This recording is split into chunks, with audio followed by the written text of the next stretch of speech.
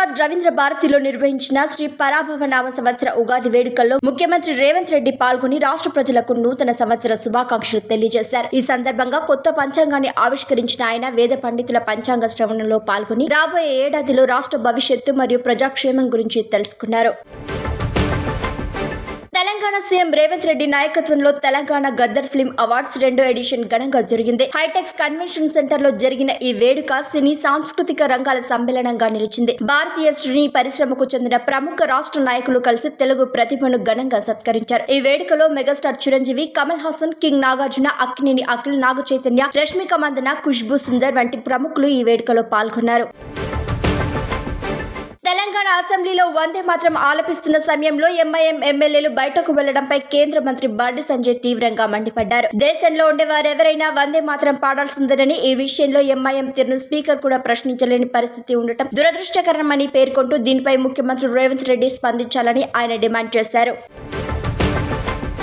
కొత్త పార్టీ అజెండాపై కసరత్తు జరుగుతోందని తెలంగాణ జాగృతి అధ్యక్షురాలు కవిత తెలిపారు. పార్టీ ప్రారంభించినప్పుడే అజెండా లక్ష్యాలు పాటిస్తానని అన్నారు. డాడీ మోడీ, చిన్న మోడీపైనే తన పోరాటం ఉంటుందని అన్నారు. సామాజిక తెలంగాణ ధ్యేయంతో సర్వోదయ తెలంగాణ దిశగా ముందుకు వెళ్తామన్నారు. గాంధీజీ సర్వోదయ సిద్ధాంతాన్ని లోతుగా అధ్యయనం చేస్తున్నట్లు చెప్పారు.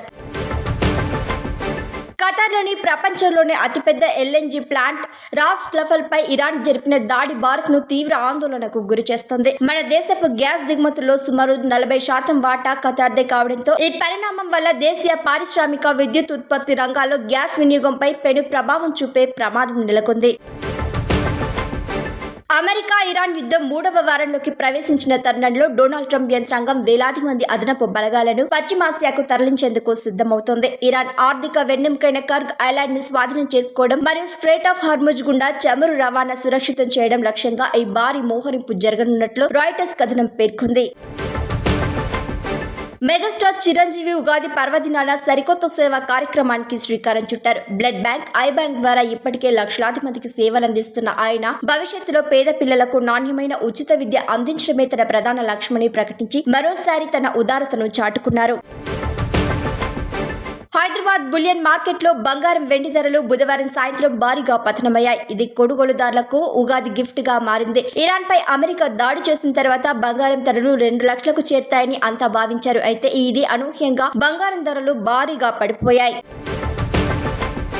నటి అనుష్క వివాహంపై వస్తున్న పుకార్లను ఆమె బృందం తీవ్రంగా ఖండిస్తూ ఒకరి వ్యక్తిగత జీవితాన్ని బాధ్యతారహితంగా ప్రచారం చేయడం సరికాదని మండిపడింది. ముఖ్యంగా కథనాల్లో ఆమె వయసును పదే ప్రస్తావిస్తూ వివక్ష చూపడాన్ని తప్పుపడుతూ హీరోల విషయంలో లేని ఈ వయసు నిబంధన కేవలం మహిళా నటిమణులకే ఎందుకు వర్తిస్తోందని వారు ఘాటుగా ప్రశ్నించారు.